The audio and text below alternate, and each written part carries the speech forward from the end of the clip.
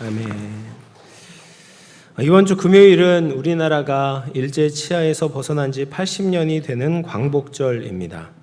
요즘 국가를 보면 여러 가지로 싱숭생숭하지만 그나마 우리가 위로를 받는 것은 이제 K컬처의 위상이 높아진 것이죠. 그래서 K-팝, K-무비, K-드라마, 웹툰, 애니메이션, 라면 등 한국의 문화적인 위상이 높아졌다는 것이 이제 실감이 납니다. 그러면서 백범 김구 선생님의 문화 강국론이 다시금 회자가 되고 있습니다. 백범 일지 안에 내가 원하는 우리나라라는 소제목으로 이런 글이 실려 있습니다. 나는 우리나라가 세상에서 가장 아름다운 나라가 되기를 원한다. 가장 부강한 나라가 되기를 원하는 것은 아니다. 내가 남의 침략에 마음이 아팠으니 내 나라가 남을 침략하는 것을 원치 아니한다. 우리의 부력은 우리의 생활을 풍족히 할 만하고 우리의 강력은 남의 침략을 막을 만하면 족하다. 오직 한없이 가지고 싶은 것은 높은 문화의 힘이다. 문화의 힘은 우리 자신을 행복하게 하고 나아가서 남에게 행복을 주겠기 때문이다. 김구 선생은 우리나라가 문화 강국이 되는 꿈을 꾸었습니다. 내가 원하는 우리나라를 쓸 당시에 대한민국의 상황은 참담했습니다. 1945년에 독립을 했지만 미국과 소련의 신탁 통치를 받으면서 남과 북으로 갈라지게 되었습니다. 그리고 사회적으로 또 경제적으로 부강한 상황이 아니었습니다. 그러나 김구 선생은 모든 국민이 평등하게 문화를 누릴 수 있는 나라, 국민이 문화로 인해서 행복해지는 나라, 세계 문화에 이바지하면서 문화적인 품격을 갖춘 나라를 꿈꾸었습니다. 그리고 놀랍게도 그 꿈이 어느 정도 이루어졌습니다. 그러면 어떻게 그런 척박한 상황에서도 이런 아름다운 꿈을 꿀 수 있었을까요? 김구 선생은 다양한 종교와 사상을 거쳐서 기독교인으로 회심을 했습니다. 김구의 생애를 연구한 홍원식 박사는 백범은 어머니 광락원 여사와 함께 신실하게 하나님을 섬겼고 매일 새벽 예배를 드렸던 크리스찬이었다라고 전합니다. 그리고 해방 이후의 연설에서는 이런 말을 했습니다. 경찰서 10곳을 세우는 것보다 교회 한 곳을 세우는 것이 낫다라고 말했습니다. 김구 선생은 물질이나 무력이 아닌 진리에 근거한 높은 문화 수준이야말로 국가와 개인의 행복에 있어서 가장 중요한 요소라는 것을 깨닫게 된 것입니다. 사랑하는 성도 여러분, 지금 우리에게는 신앙의 힘이 절실하게 필요합니다. 과거에 비해서 물질적으로 풍요로울지 몰라도 정신적이고 윤리적인 가치는 잃어버리게 되었습니다. 절망적인 현실을 이기고 다른 이웃들과 진정한 행복을 나누기 위해서는 하나님의 말씀 위에서 신앙의 회복, 정신의 회복이 이루어져야 합니다. 바라기로는 하나님을 예배함으로 우리를 향한 하나님의 놀라운 계획을 우리의 마음에 품고 우리의 영혼이 날마다 새로워지는 은혜가 있기를 주님의 이름으로 축원합니다. 오늘 저는 예배에 대해서 여러분들과 함께 말씀을 나누고 싶습니다. 우리가 지금 여기에 모여있는 이유도 하나님을 예배하기 위해서이죠. 그런데 예배가 무엇인지 잘 모르는 분들도 계십니다. 예배는 너무나 중요하죠. 예배는 인간에게 있어서 가장 중요한 목적입니다. 그래서 웨스터민스터 소요리문답 1문을 보면 사람의 제일 되는 목적에 대해서 질문할 때 이렇게 대답을 합니다. 우리는 하나님을 영화롭게 하고 그를 영원토록 즐거워하기 위해서 살아가고 있다라는 거예요. 여러분, 우리는 예배하기 위해서 존재합니다. 우리가 예배하지 않는다면 우리의 존재의 의미를 잃어버린 것과 다름이 없습니다. 뿐만 아니라 예배는 우리의 유익을 위해서도 굉장히 중요합니다. 예배는 우리의 인생을 새롭게 만들고 하나님의 축복을 누리게 합니다. 그러면 예배가 무엇일까요? 여러 가지 정의가 있겠지만 예배는 하나님과의 만남입니다. 하나님을 만나는 것이에요. 그래서 예배를 드릴 때 우리는 하나님을 만나는 것을 기대해야 합니다. 여러분, 하나님 만나기를 소망하십니까? 네, 아멘이시죠. 여러분, 우리는 하나님을 만나야 돼요. 그냥 왔다가 그냥 돌아가서는 안 됩니다. 나라는 존재를 살아있게 하시는 하나님을 인격적으로 만나야 됩니다. 예수님을 정말 만나면 예수님께서 받으시기에 합당한 찬양과 경배를 올려드리게 되는 것이죠. 예수님이 우리에게 주시고자 하는 풍성한 은혜를 누릴 수 있습니다. 예수님을 만나면 우리의 관점이 바뀌고 시점이 변화되게 되는 거예요. 내가 누구인지 다른 이들을 바라보는 관점과 세상을 바라보는 관점이 달라지게 되는 것입니다. 그래서 예배를 드리면서 주님을 만날 때 우리는 비로소 나의 제자리를 되찾을 수 있다라는 거예요. 그러면 우리가 예배를 통해서 예수님을 만난다는 것이 무슨 의미가 있는가? 세 가지 측면에서 같이 살펴보고자 합니다. 첫 번째로 예배를 통해서 우리는 과거에 우리에게 은혜를 베푸신 예수님을 만나야 돼요. 예배는 예수님을 만나고 예수님을 바라보는 겁니다. 과거에 예수님께서 우리를 위해서 베풀어 주신 은혜를 기억하고 현재의 삶으로 끌어오는 것이 예배예요. 과거의 역사들은 끊임없이 현재와 대화를 합니다. 그래서 개인적으로 보면 과거에 일어났던 중요한 사건들이 현재 우리의 생각과 행동을 결정짓곤합니다. 과거에 일어난 일들이 현재를 살아가는 데 있어서 걸림돌이 되기도 하고 디딤돌이 되기도 하는 것이죠. 그래서 사람들을 만나다 보면 내가 예상하지 못한 행동을 하는 분들이 있습니다. 이런 상황에서 왜 이런 행동을 하실까? 왜 이런 말을 하실까? 왜 이렇게 화를 내실까? 이해가 안 될 때가 있거든요. 근데 그분들이 살아온 과거의 인생사를 들어보면 이해가 됩니다. 이분은 다른 사람들이 겪어보지 못했던 불우한 과거의 역사가 있기 때문에 그런 반응을 보이셨구나. 그런 상처를 겪으셔서 이런 행동을 하셨구나. 이런 것들을 알게 될 때가 있습니다. 그런 점에서 자녀들에게 있어서 부모의 역할이 참 중요하죠. 부모가 자녀들에게 대하는 말과 행동이 자녀가 자신을 존중히 여길 수 있는 근거가 되기 때문입니다. 자녀들이 실수를 하고 실패를 할 때 부모가 일방적으로 비난을 한다고 생각해 보십시오. 난 네가 그렇게 실패할 줄 알았다. 너 그렇게 안 될 줄 알았어. 넌 아무것도 할 수가 없어. 넌 무능한 존재야. 이런 말을 들은 자녀들이 어떻게 높은 자존감을 가지고 살아갈 수가 있겠습니까? 자신의 인생을 귀하게 여기지 않겠죠. 인생을 허비하고 무의미하게 흘려보내게 되고 실패와 좌절을 겪을 때 다시 일어설 수 없을 것입니다. 근데 부모가 자녀를 공감해주고 지지해주고 결과가 아닌 노력한 과정에 대해서 인정해준다면 자녀들은 자신을 존중하는 법을 배우게 됩니다. 부모가 자신을 믿어주는 것에 대해서 든든함을 가지게 되고 설사 실패했어도 다시 일어서게 되고 세상의 도전에 맞서 싸울 수 있게 되는 것이죠. 그런데 이런 부모의 역할보다도 더 중요한 분의 역할이 있습니다. 바로 예수님이에요. 예수님이 과거에 우리에게 베푸신 은혜는 우리가 반드시 기억하고 찬양해야 됩니다. 아무리 위대하고 가까운 사람이라고 해도 엄밀히 말하면 우리와 직접적인 관련이 없습니다. 그런데 예수님은 일반적인 사람들과 다른 분이세요. 예수님은 그분을 영접한 사람들의 새로운 대표가 되셔서 직접적이고 유효한 변화를 일으켜 주십니다. 예수님은 본래 하나님이시잖아요. 사람이 되시기 전에 하나님으로 계셨습니다. 그런데 하늘 보좌를 버리시고 이 땅에 내려오셨습니다. 탑스타들이 정상에서 내려올 때 대통령이나 정치인들이 자신의 기득권을 내려놓아야 될 때 그들은 박탈감과 허무함을 겪는다고 이야기를 합니다. 근데 예수님은 스스로 가장 높은 자리에서 가장 낮은 자리로 내려오셨죠. 우리를 만나기 위해서 모든 것을 가지셨던 그분이 모든 것을 포기하셨습니다. 뿐만 아니라 예수님은 율법을 순종하시면서 우리의 삶과 신앙의 모델이 되셨습니다. 예수님의 죽음도 우리를 위한 죽음이었습니다. 로마서 4장 25절 같이 읽어보겠습니다. 시작. 예수는 우리가 범죄한 것 때문에 내줌이 되고 또한 우리를 의롭다 하시기 위하여 살아나셨느니라.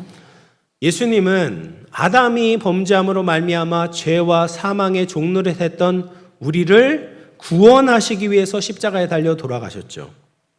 어둠 가운데 있던 우리를 건지시고 구원해 내셨습니다. 그리고 부활하셨습니다.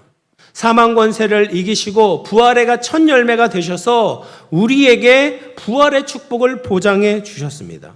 그래서 예수 그리스도의 구원의 은총으로 우리는 영원한 하나님의 자녀가 되게 되었습니다. 우리는 예배를 통해서 이 과거에 우리에게 은혜를 베풀어 주신 예수님을 만나는 겁니다. 이 예수님을 만나기 위해서는 믿음이 필요하죠. 믿음으로 예수님을 영접하고 예수님의 은혜를 내 것으로 받아들여야 합니다. 과거에 지나간 위인으로 예수님을 대하는 것이 아니라 지금의 나를 있게 하신 나의 주님으로 만나야 합니다. 이것이 에베네셀의 은혜인 것이죠. 우리는 예배 가운데 에베네셀의 예수님의 은혜를 항상 기억하고 감사하고 찬양해야 합니다. 사랑하는 성도 여러분, 예수님의 성육심과 부활, 죽으심과 부활하심으로 말미암아 우리는 여기까지 올 수 있었습니다.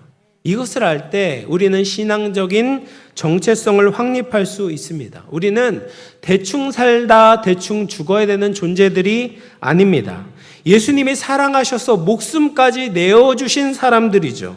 천지를 지으신 예수님께서 나를 존귀 여겨주셨고 나를 살려주셨습니다. 그 십자가의 용서와 사랑에 감격해야 합니다. 그리고 그 사랑을 가지고 나에게 실수하고 나에게 잘못한 사람들도 그 사랑으로 말미암아 용서하고 용납해야 합니다. 모두가 먹고 먹히는 이 약육강식의 세상에서 예수님의 사랑의 빛으로 충만하게 채워질 때 비로소 다른 사람들을 사랑할 수 있는 힘을 얻게 되는 것이죠. 우리는 모두 이런 에베네셀의 예수님을 만날 수 있기를 소망합니다. 우리가 아직 죄인 되었을 때에 우리를 사랑하셔서 생명을 주시고 새로운 인생을 열어주신 주님의 은혜에 감사하고 찬양하고 주님의 사랑을 흘려보낼 수 있는 저와 여러분 될 수 있기를 주님의 이름으로 축원합니다.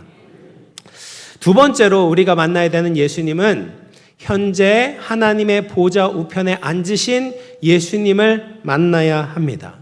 예수님은 과거에 성육신하셔서 이 땅에 오셨고 죽으셨고 부활하셨죠. 그러면 예수님이 지금 무엇을 하고 계십니까? 예수님은 승천하셔서 하나님 보좌 우편에 앉아 계십니다. 히브리서 12장 2절 말씀을 같이 읽어보겠습니다. 시작. 믿음의 주요 또 온전하게 하시는 이인 예수를 바라보자. 그는 그 앞에 있는 기쁨을 위하여 십자가를 참으사 부끄러움을 개의치 아니하시더니 하나님 보좌 우편에 앉으셨느니라. 아멘. 예수님은 지금 하나님 보좌 우편에 앉아 계십니다. 하나님 보좌 우편이라는 것은 상징적인 표현이죠. 하나님은 영이시기 때문에 공간적으로 좌편이나 우편이 없습니다. 고대 왕과 군주들은 자기가 아끼고 가장 총애하는 사람에게 모든 권세를 맡기면서 우편에 앉혔어요. 예수님께서는 지상에서의 모든 사역을 마치셨고 성부 하나님께서 기쁨과 만족으로 예수님을 맞아주셨습니다. 하늘에서 예비된 큰 존귀와 영예를 얻으셨습니다. 그리고 지금 하나님의 모든 통치와 권세와 능력을 예수님께서 가지고 계십니다. 쉽게 말하면 예수님은 지금 모든 만물을 다스리시는 진정한 왕이다라는 거예요. 그 만왕의 왕이신 예수님을 만나 뵙고 경배를 드리는 것이 예배입니다. 우리는 세상에 살면서 다른 것을 우리의 왕인 것처럼 생각할 때가 참 많습니다. 초대교회 성도들은 로마 황제가 왕인 것처럼 보였습니다.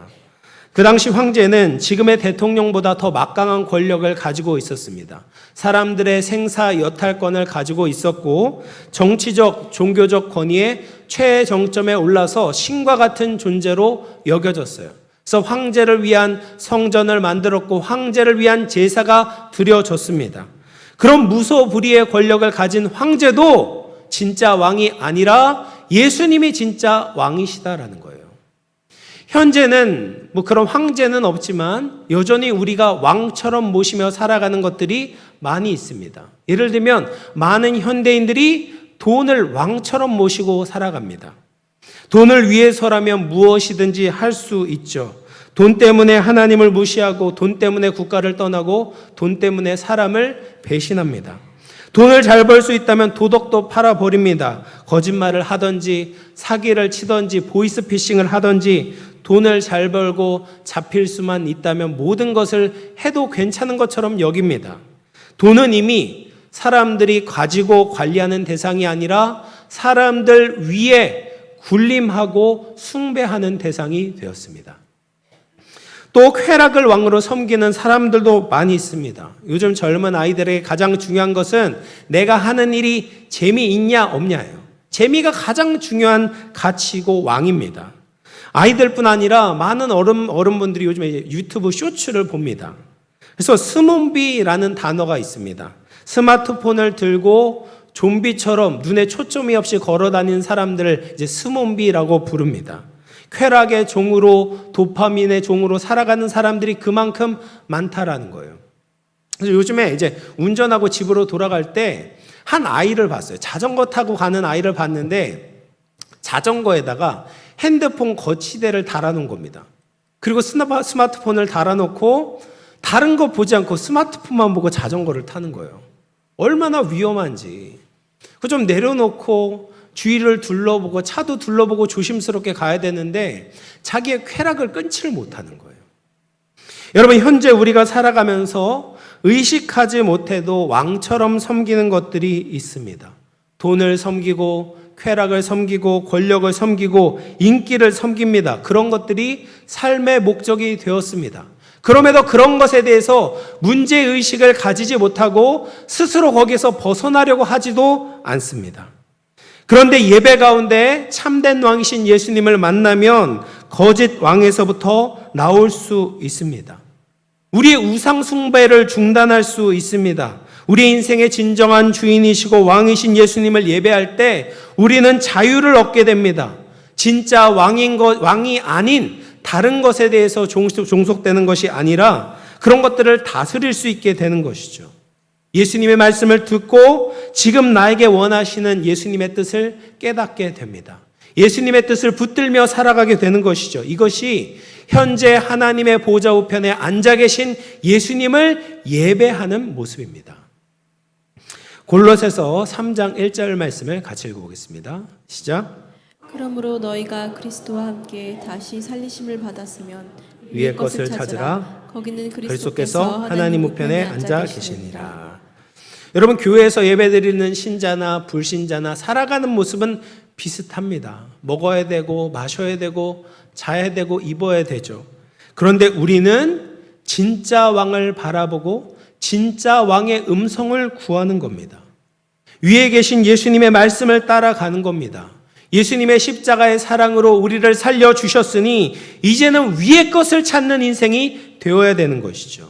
이것이 임마누엘 되신 예수님을 바라보는 예배입니다. 과거에 예수님이 베풀어 주신 은혜를 기초로 삼고 지금도 성령으로 우리 가운데 임재하시고 다스리시는 예수님을 바라보아야 됩니다. 그렇게 예수님의 말씀을 듣고 예수님의 말씀에 순종하며 살아가는 것이 현재 하나님 보좌 우편에 앉아 계신 예수님을 예배하는 모습이다라는 거죠. 사랑하는 성도 여러분, 현재 진정한 왕이신 예수님을 바라볼 수 있기를 축복합니다. 우리의 영혼에 어떤 유의미한 열매를 맺을 수 없는 가짜 왕들에 속지 마시기 바랍니다. 예배를 통해서 하나님 보좌 우편에 계신 예수님을 바라보십시오. 우리 안에 성령으로 함께 하시고 우리를 떠나지 않으시고 우리를 늘 지켜주시는 예수님을 사랑합시다. 우리를 위로하시고 참된 행복으로 인도하시는 예수님을 예배할 수 있는 저와 여러분 될 수 있기를 주님의 이름으로 축원합니다. 세 번째로 우리는 미래에 다시 오실 예수님을 바라보아야 합니다. 과거에 이 땅에 오신 예수님, 현재 하나님 보좌 우편에 앉아 계신 예수님을 바라보며 예배해야 되죠. 뿐만 아니라 미래에 다시 오실 예수님을 바라보며 예배해야 합니다. 지금 시대를 말세라고 이야기를 합니다. 왜냐하면 예수님께서 이루셔야 되는 구속사건이 재림만 남았기 때문입니다. 다른 모든 것이 다 이루어졌어요. 이제 재림만 남았습니다. 그렇기 때문에 말세라고 부르는 거죠. 예수님은 2000년 전에 역사를 뚫고 이 땅에 실제로 오셨던 것처럼 모든 사람들이 보는 앞에서 이 세상에 다시 오실 그때가 있는 겁니다. 그때는 아직 완성되지 않은 구원이 이루어지게 될 것입니다. 예수님이 왕이 되셨는데 왜 이 땅에는 이렇게 많은 고통이 존재할까요? 왜 성도들은 어떤 면에서 불신자들보다 더 힘들게 살아갈까요? 이 세상은 왜 이렇게 불공평하고 불의할까요? 아직 예수님의 통치가 완전히 이루어지지 않았기 때문입니다. 하나님이 허락하시는 기간 동안 예수님을 대적하는 사탄과 그의 부하들이 득세하고 활동을 합니다. 그래서 누가 진짜 왕인지 분별하기 어려운 시대를 살아가고 있는 것이죠. 그러나 이런 불완전한 세상이 영원히 지속되는 것이 아닙니다. 예수님의 심판과 구원이 이루어질 때가 있다라는 거예요. 요한계시록 21장 1절 말씀 같이 한번 읽어봅니다. 시작. 또 내가 새 하늘과 새 땅을 보니 처음 하늘과 처음 땅이 없어졌고 바다도 다시 있지 않더라. 예수님께서 재림하실 때 죄로 오염된 이 세상을 다시 새롭게 하실 것입니다. 이런 기후위기를 보면 이 지구가 참으로 위태롭다라는 생각이 듭니다. 얼마 전 얼마나 폭염이 기승을 부렸습니까? 최근에 경북 구미의 건설 현장에서 베트남 출신의 20대 건설 노동자가 사망을 했습니다. 당시 기온이 37도였다고 합니다. 너무 더워서 한국인 노동자들은 1시에 퇴근을 했는데 이주 노동자들은 그보다 3시간을 더 근무했다고 하죠. 그래서 그렇게 당일 현장에 처음 나왔던 젊은 청년이 허망하게 세상을 떠났습니다. 경기도 부천의 한 아파트에서 일부 주민이 경비원에게 경비실 선풍기를 틀지 말라고 요구했다고 합니다. 왜냐하면 공공전기료가 많이 나온다는 이유였습니다. 더위에서 가장 많이 시달리는 사람들은 사회의 소외된 자들과 약자들이죠. 기후위기도 문제이지만 이 세상이 얼마나 무정한지, 얼마나 불공평한지를 보여주는 안타까운 단면입니다. 여러분, 이런 세상이 정말 바뀔 수 있을까요? 기후위기를 극복하고 사회적인 부조리를 바로잡을 수 있을까요? 인간의 힘으로 이 세상에 파라다이스를 건설할 수 있겠습니까? 당연히 이를 위해서 우리가 노력하고 기도해야 되지만 완벽한 천국을 사람이 만들 수는 없습니다. 예수님이 다시 오셔야 되는 거죠. 자연환경의 위기는 새하늘과 새 땅이 이곳에 도래함으로 말미암아 새로운 에덴 동산이 이루어지게 될 것입니다. 뿐만 아니라 예수님이 다시 오실 때 사람들에게 구원과 심판이 임하게 됩니다. 예수님이 보좌에 앉아 계시고 생명책을 들고 계시며 그 안에 기록된 자들과 기록되지 못한 자들을 나누실 것입니다. 예수 그리스도의 은혜를 받아들이지 않고 거부한 자들은 생명책에 기록되어 있지 않습니다. 요한계시록 20장 12절 말씀을 같이 읽어봅니다. 시작. 또 내가 보니 죽은 자들이 큰 자나 작은 자나 그 보좌 앞에 서 있는데 책들이 펴있고 또 다른 책이 펴졌으니 곧 생명책이라. 죽은 자들이 자기 행위를 따라 책들에 기록된 대로 심판을 받으니. 불신자들은 자기가 행한 대로 심판을 받게 될 것입니다. 지금까지 감추어뒀던, 다른 사람들이 알지 못했던 모든 악행들이 수면 위로 떠오르게 될 것입니다. 남을 괴롭히면서 잘 살았던 사람들, 자신의 권력을 가지고 자신의 모든 부끄러운 것들을 덮어두었던 사람들이 공정한 재판을 받게 될 것입니다. 그러면 성도들은 어떻게 되는가? 요한계시록 22장 12절 말씀 같이 읽어봅니다. 시작. 보라, 내가 속히 오리니 내가 줄 상이 내게 있어 각 사람에게 그가 행한 대로 갚아주리라. 성도들은 주님이 다시 오실 때 받을 상이 예비되어 있습니다. 세상이 인정하지 않아도 주님의 말씀을 붙잡고 믿음으로 살아가는 성도들에게 하나님은 영광스러운 상을 주실 것입니다. 그러므로 우리는 다시 오실 예수님을 바라보며 소망을 가져야 됩니다. 성도들이 이 소망을 가지고 살아가게 되면 현실의 불의함을 보면서 절망하거나 포기하거나 타협하지 않습니다. 다시 오실 주님을 바라보면서 참고 인내할 수 있습니다. 우리에게 주신 하나님의 말씀을 삶의 기준으로 살아가게 됩니다. 예수님을 전하며 살게 됩니다. 내 마음대로 살아가는 것이 아니라 하나님의 마음에 합한 자로 살아가기를 소망하게 되는 것입니다. 10년 전에 나온 암살이라는 영화가 있습니다. 영화 속의 인물 중에 독립운동가였지만 친일파로 전향을 하고 일본의 스파이가 된 염석진이라는 인물이 나옵니다. 한때는 김구 선생님의 신임을 받고 일본 간부를 암살하려고 하다가 실패하고 일본 경찰에 붙잡히게 됩니다. 그래서 고문을 받고 일제의 앞잡이가 되는 거예요. 그래서 동료들을 밀고를 했습니다. 그래서 동료들의 독립운동을 방해를 했어요. 그리고 나서 해방이 되고 나서 일본을 위해서 활동한 것이 발각이 되고 반민특위 재판에 서게 됩니다. 그런데 자기가 우통을 벗으면서 내가 어떤 사람인 줄 아냐 하면서 자신을 변호했어요. 그래서 증거 불충분으로 풀려나게 됩니다. 근데 재판을 받고 밖에 나와 보니까 한때 함께 독립운동을 했던 한 사람이 그를 기다리고 있는 거예요. 총을 가지고 기다리고 있습니다. 그러면서 그에게 물어봅니다. 왜 동지를 배신했냐라고 질문을 하니까 마지막을 앞두고 염석진이 이렇게 대답을 합니다. 몰랐으니까, 해방될 줄 몰랐으니까, 알았으면 그렇게 했겠냐. 이렇게 대꾸를 하고 마지막 비참하게 인생을 마무리합니다. 염석진이 알았다면 그렇게 하지 않았다라는 것이죠. 한국은 다시 독립할 수 없을 거라고 믿었던 수많은 사람들이 일본에 부역하고 부귀영화를 누리며 살았습니다. 정의와 회복의 빛이 환하게 비춰주는 광복의 그날이 올 줄 알았다면 염석진을 비롯한 친일파들은 부끄러운 삶을 선택하지 않았을 겁니다. 그래서 예수님께서는 성도들에게 미리 알려주시는 것이죠. 해방되는 그날이 있다. 광복의 그날이 있다. 아직 이 세상은 어둠에 덮여 있는 것처럼 보이지만 해가 뜨게 될 것이다. 공의와 정의가 회복되고 모든 것이 제자리로 돌아가는 그날이 반드시 오게 될 것이다라는 것을 성도들에게 말씀하고 계십니다.